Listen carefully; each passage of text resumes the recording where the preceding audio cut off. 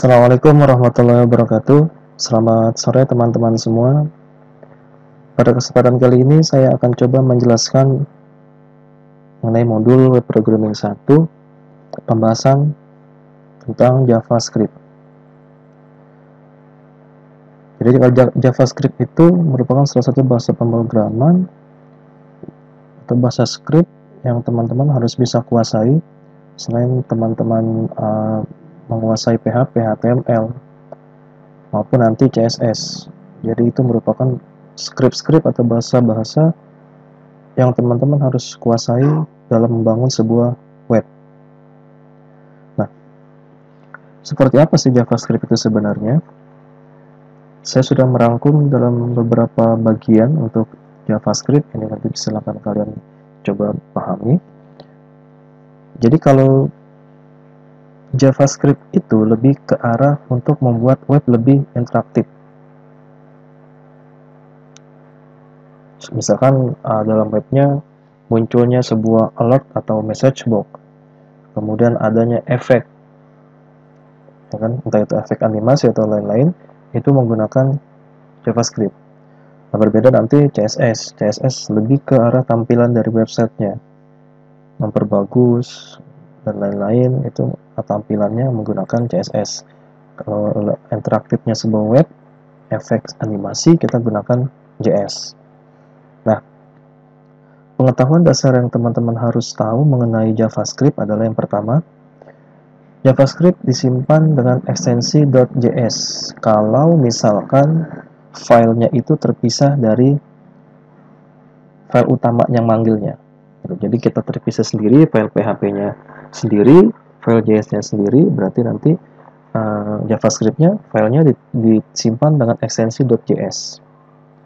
Nanti berbeda kalau misalkan JavaScript-nya ada di dalam sebuah file PHP, jadi tidak usah menyimpan file tersebut dengan .js, tapi tetap PHP karena nanti yang dipanggil itu. Kemudian sintaks JS disisipkan pada halaman HTML, ditulis dalam tag script tutup dengan backslash script.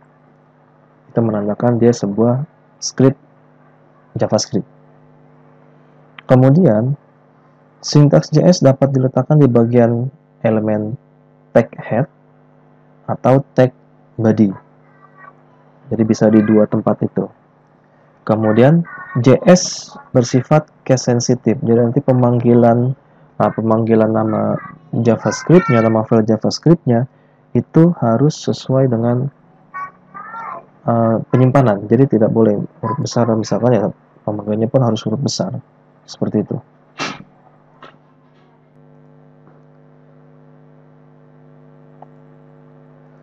Kemudian di setiap akhir baris harus ditutup dengan titik koma atau semikolon. Jadi hampir sama penulisan skripnya seperti PHP, setiap pernyataan atau perintah nanti diakhiri dengan titik koma. Kemudian yang sedikit berbeda dengan PHP itu deklarasi variabel menggunakan kata var. Jadi kalau di PHP deklarasi variabelnya tidak menggunakan kata var, jadi langsung string gitu. String nama misalkan, tapi kalau di JavaScript harus menggunakan kata var, baru nanti menyebutkan variabel, nama variabelnya apa, seperti itu. Contoh misalkan ya di modulnya nih, contoh pembuatan variabel di modul, saya ambil contoh yang menggunakan var adalah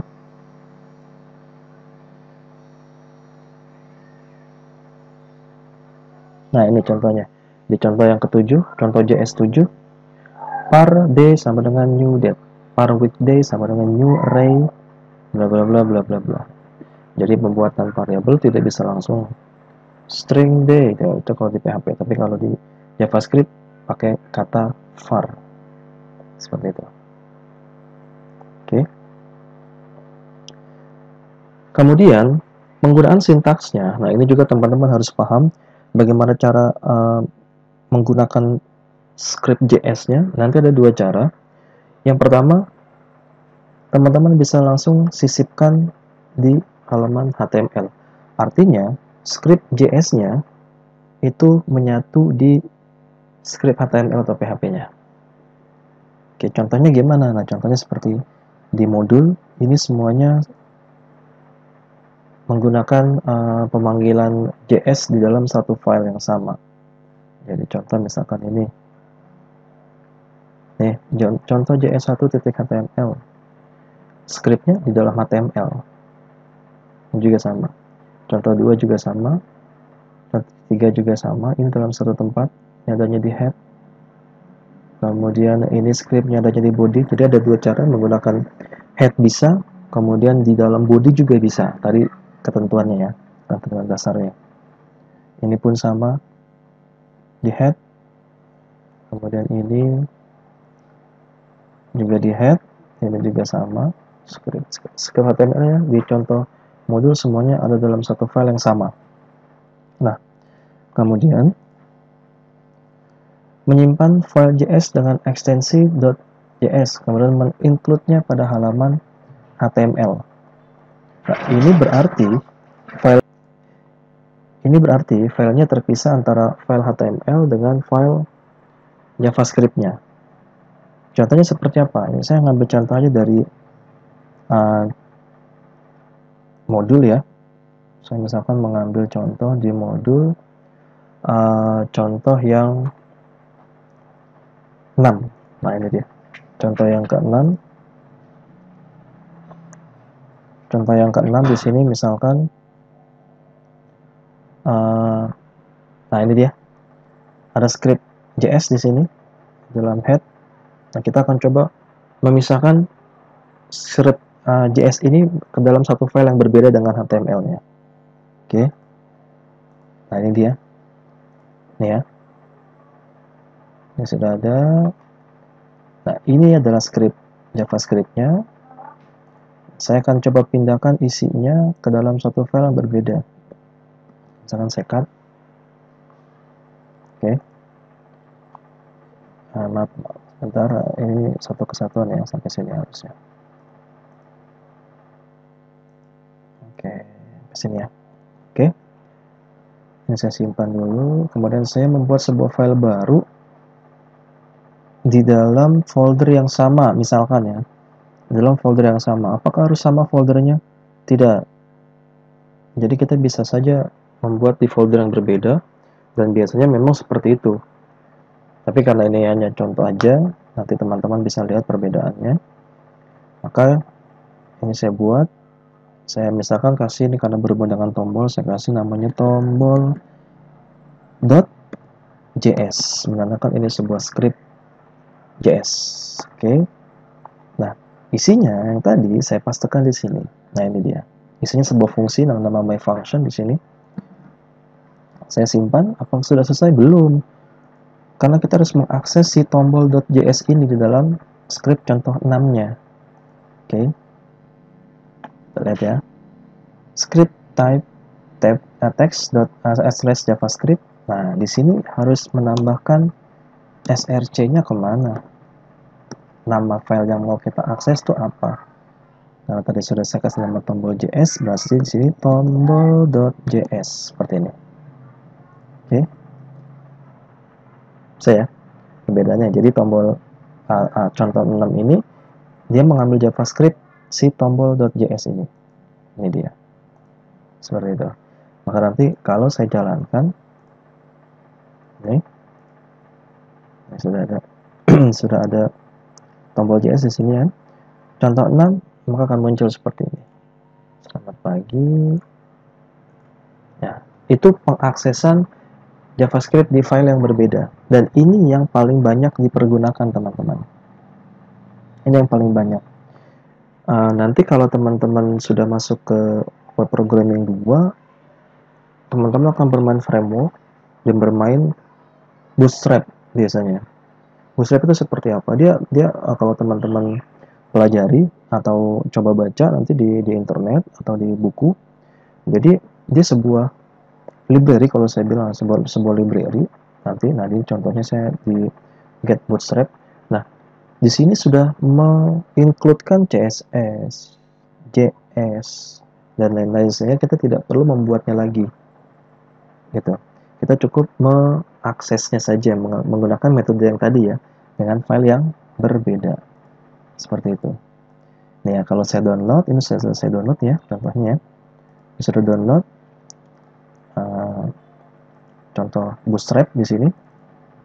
Nah, di Bootstrap ini teman-teman bisa lihat, nah ini dia sudah mengincludekan CSS, JS, dan lain-lain. Ini biasanya ada di Asset. Nah, ini yang biasanya kita gunakan di framework. Ini di copy ke frameworknya, itu akan digunakan nanti. Isinya apa? Ini dia tadi saya bilang, ada CSS, IMG, JS. Ini semua sudah disediakan. Tuh. Ini file-file JS yang bisa kita pergunakan. Jadi kita tidak capek-capek untuk membuat dari awal, tapi dasarnya tetap teman-teman harus paham ya, seperti apa. Seperti itu teman-teman. Sekilas tentang Bootstrap-nya dan sekilas tentang JS. Kita kembali lagi ke materinya. Kemudian event pada JS. Event itu apa sih? Event itu sebenarnya kejadian yang terjadi pada sebuah objek. Kita mau apa ini? Contoh misalkan di sebuah halaman website ada sebuah tombol. Tombol ini kalau saya klik akan seperti apa? Apa yang akan terjadi? Itu namanya event. Misalkan kalau saya misalkan klik tombol, maka akan muncul alert atau message seperti yang tadi nih. Ya. Di sini ketika saya klik tombol, maka muncul alert. Nah, ini berarti ada event klik di dalam tombol selamat pagi. Paham ya?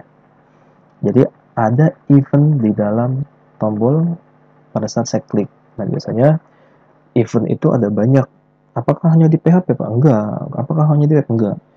Di semua pemrograman GUI yang sudah graphical, itu biasanya ada. Mau di VB, mau di Java, itu ada event-eventnya. Nah, event itu sendiri, contoh sedikitnya, ini tidak terlalu banyak yang saya kasih untuk eventnya, nanti silakan kalian cari sendiri. Ada on click, jadi event jika suatu elemen itu diklik akan seperti apa. On change, event atau kejadian atau akan jadi apa sih kalau sebuah elemen itu dirubah gitu. Terus onload, kejadian yang terjadi kalau halaman sebuah website itu dibuka seperti apa, dan lain-lain. Ini silahkan cari sendiri. Itu tentang event. Jadi banyak sekali istilah-istilah, nanti teman-teman bisa baca sendiri untuk JS-nya. Nah, sekarang saya akan coba masuk ke modulnya, modul ya. Modulnya kita lihat di sini. Nah, ini dia. Di sini ada beberapa contoh, teman-teman. Ada contoh 1 sampai dengan contoh 7. Oke, saya akan bahas langsung di scriptnya saja. Mulai dari contoh 1. Oke, ini bentuk sederhana dari JS, teman-teman ya. Jadi JS-nya diletakkan di dalam body. Ini ada script type, ini menandakan pembukaan dari sebuah JS-nya. Menandakan ini sebuah JavaScript. Dokumen titik kuret ini berarti untuk mencetak dokumen. Jadi sebenarnya JavaScript ya hampir sama juga seperti kita PHP atau HTML, isinya tentang deklarasi variabel. Kalau ada if, ada looping juga bisa, operator juga bisa. Cuman berbeda di penulisannya aja dan berbeda di fungsi. Biasanya JavaScript untuk interaksi antara web seperti itu, interaksi webnya ya lebih interaktif lah seperti itu. Nah, ini kalau dijalankan teman-teman, nanti hasilnya adalah muncul hello world. Ya, kalau saya coba jalankan, ini contoh 1. Hanya ini aja, ini kan sama seperti script HTML. Tulis saja hello world di dalam body, sama aja kan ya. Atau di PHP dengan menggunakan echo, bisa saja. Jadi tidak jauh berbeda.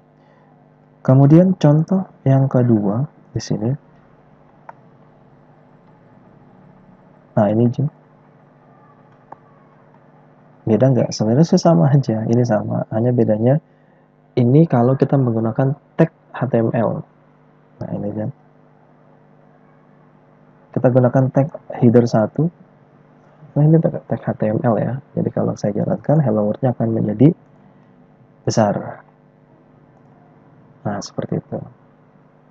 Dan itu pengaksesan script JS dengan HTML seperti apa sih? Seperti tadi, kita tinggal menambahkan tag HTML-nya aja. Kemudian contoh berikutnya, contoh yang ketiga, nah ini dia. Ini adanya di head ya teman-teman ya. Oke, dibedakan.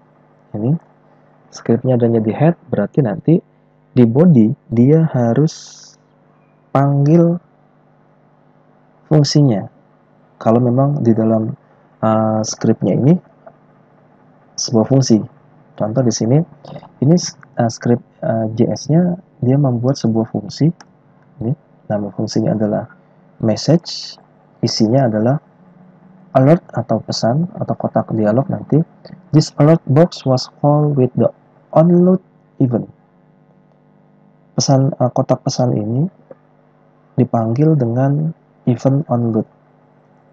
Ini sih hanya pesannya aja ya, nggak harus ini juga. Tapi yang pasti untuk memanggil si pesan ini, si fungsi pesan ini, si body itu harus dalam keadaan onload atau pada saat dia dijalankan tadi ya, pengertian onload, on click, on change dan lain-lain itu harus teman-teman pahami juga. Jadi di bodinya body onload message itu adalah sebuah fungsinya, jadi tidak langsung dipanggil fungsinya. Maka pada saat dijalankan contoh 3 ini, contoh JS3 ini, secara otomatis dia akan langsung menampilkan dialog. Nah kita lihat contohnya ya. Contoh 3 langsung muncul kotak seperti ini. This alert box was called with the onload event. Seperti itu. Kosong isinya, karena dia hanya menampilkan kotak dialog aja. Seperti itu. Lanjut kita ke contoh keempat.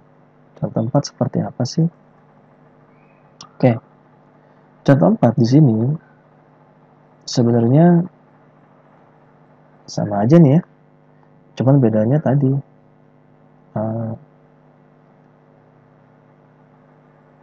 Dia ditaruhnya di dalam body. Script type, text JavaScript, document write this message is written when the page load. Jadi kalau tadi dia adanya di header, maka harus dipanggil melalui event onload. Kalau di sini ya nggak usah pakai event onload karena dia taruhnya di body. Secara otomatis body akan menjalankan ini. Oke, maka nanti kalau saya jalankan contoh 4-nya di sini, isinya hanya ini aja. Gitu. Oke. Itu contoh yang keempat. Contoh yang kelima sekarang. Nah, ini dia. Nah, di head nih ya. Ini di head, naruhnya di head, teman-teman harus bisa membedakan. Lihat di sini. Di head, dia membuat sebuah fungsi namanya my function. Oke, nama fungsi namanya function. Isinya adalah pesan hello. Oke. Bedanya dengan yang tadi, kalau yang ini, contoh yang 5 ini, dia menggunakan tombol untuk memanggil si fungsi tadi. Nih, untuk memanggil my function. Dia menggunakan tombol input type button, kemudian on click. Nah, ini eventnya on click. Jadi kalau diklik button ini, dia akan memanggil my function ini dia. Jadi kalau saya klik button on click my function, dia akan muncul kotak dialog hello. Value-nya call function ini tombolnya nanti akan bacanya call function. Kemudian ini cetakan biasa ya, paragraf biasa. By pressing the button, a function will be called. The function will alert message. Jadi kalau tombolnya ditekan, fungsi akan memanggil. Fungsi akan dipanggil, bukan. Fungsi akan dipanggil. Fungsi menampilkan pesan. Contoh, ya saya jalankan. Contoh yang kelima. Nah ini dia. Ini hanya paragraf biasa, tapi kalau saya panggil call function, dia akan muncul kotak dialog hello. Nah, seperti itu. Oke. Nah, seperti itu ya. Itu sederhananya. Kemudian contoh yang terakhir, contoh yang keenam ya, belum terakhir, itu 6 itu sebenarnya sudah tadi ya. Ini saya menggunakan JS terpisah dengan filenya ya, karena tadi sudah terlanjur kita edit. Jadi JavaScript-nya ini ada dalam head, aksesnya menggunakan src dengan memanggil file JS-nya tombol JS, di mana tombol JS isinya tadi ini namanya adalah my function, isinya variabelnya adalah txt, kemudian isi my function adalah pesan txt. Ini tergantung dari sekali lagi nih, ini lebih fleksibel. Artinya kalau misalkan di bodinya itu nanti ada sebuah percabangan, dia akan manggil yang dipilih dalam percabangan itu. Makanya di sini tidak disebutkan teksnya isinya apa. Oke. Nah, teksnya itu sendiri isinya apa? Nah, di sini kita lihat. Oke.